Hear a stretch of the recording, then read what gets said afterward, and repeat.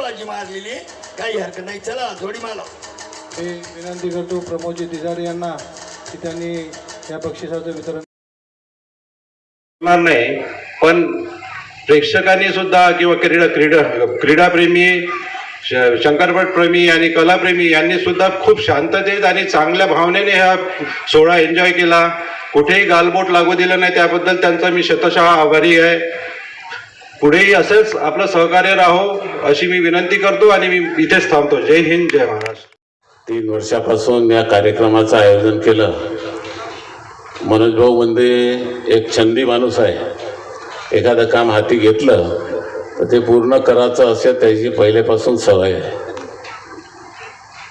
ते सिनेमामध्ये जाते जाता राहिले, एक सिनेमा बनवला, परंतु मला वाटत होतं की ते हिरो बनून जातील, पण तो छंद त्यांचा आहे तो त्याच पद्धतीचा आहे की एखादं काम हाती घेतलं की ते पूर्ण करायचं आणि लोकांना चांगलं वाटेल अशा पद्धतीचं काम करण्याचं पहिलेपासून सवय असल्यामुळे या कार्यक्रमामध्येही त्यांनी जो संकल्प केला त्या पद्धतीनं चांगलं आयोजन दरवर्षी ते करतात. लोकांचंही मनोरंजन करतात आणि जो पोशिंदा आहे आपल्या समाजाचा त्यालाही आनंद देण्याचं काम या पटाच्या माध्यमातून ते करतात. मी या ठिकाणी आल्यानंतर मी अनेक पटाच्या कार्यक्रमामध्ये गेलो, परंतु या गावचं पट हे आगळं वेगळ्या पद्धतीनं म्हणजे ज्या गावामध्ये पट भरवायचा आहे त्या गावाच्या लोकांनाही त्या स्पर्धेमध्ये भाग घ्यायला लावायचं, मग तालुक्याच्याही शेतकऱ्यांना त्या ठिकाणी भाग घ्यायला लावायचं आणि त्यांनाही त्या ठिकाणी सन्मानित करायचं आणि मग जो पट आहे त्या पटामध्ये ओपन स्पर्धेमध्ये जे कोणी येईल त्याचाही सन्मान करायचा. मला माहीत आहे की पुष्कळ वर्षापासून या गावामध्ये एक वेगळ्या प्रकारचं राजकारण करण्याच्या ज्या सवयी होत्या त्याच्यामध्ये मदनरावजी खडतकर असो, अशोकरावजी खराडे असो किंवा आमचे मुकुंदरावजी मानकर साहेब असो, यांचा एक वेगळं नाव या गावामधून जात होतं. ते कर्तृत्वातून जात होतं. समाजाच्या सगळ्या घटकांना घेऊन चालण्याचं काम त्या काळामध्ये होत होतं आणि या गावामध्ये पहिले पोळा भरत होता तर 100 जोड्या राहत होत्या, परंतु आज काळ बदलत चाललेला आहे.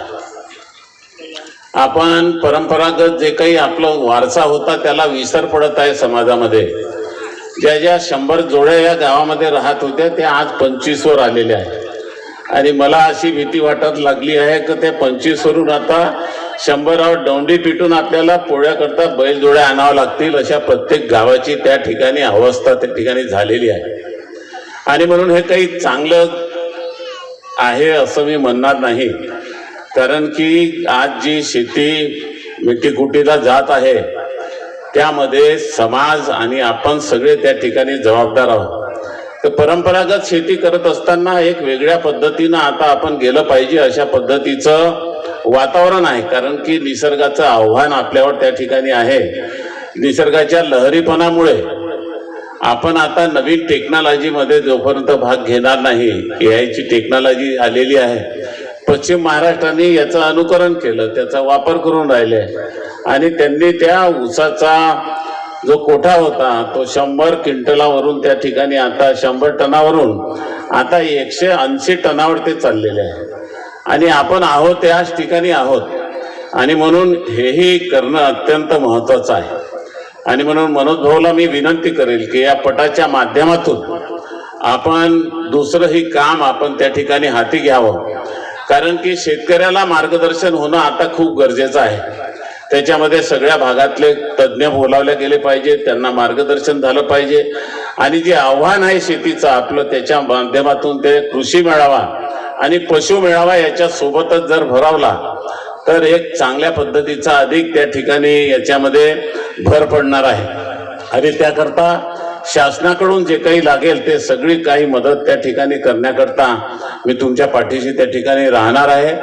आणि म्हणून हे एक काम त्या ठिकाणी आपण निश्चितपणे कराल, कारण की तुम्ही हे करू शकता आणि त्यामध्ये इंटरेस्टही घेऊ शकता. तर त्या पद्धतीची विनंती आपल्याला या ठिकाणी आहे, कारण की हे आव्हान जे आहे ते आव्हान आता नवीन पिढीनं स्वीकारणं गरजेचं आहे. नाही तर आपली शेती सुद्धा आपल्याला त्या ठिकाणी आपण पाहतो आहे आपण आता संत्र्याच्या कलमा तयार करून राहिलो आहे की परंपरागत त्या मातृवृक्ष कसा आहे, काय बिमार आहे की नाही आहे याचा आपण कुठंच पाहणी करत नाही आणि आहे त्याच परंपरेने आपण त्या झाडाची लागवड करतो. 5 वर्षानंतर झाड जेव्हा मोठं होते शेतकरी त्या ठिकाणी राबून थेंब पाणी टाकते, परंतु जेव्हा त्याची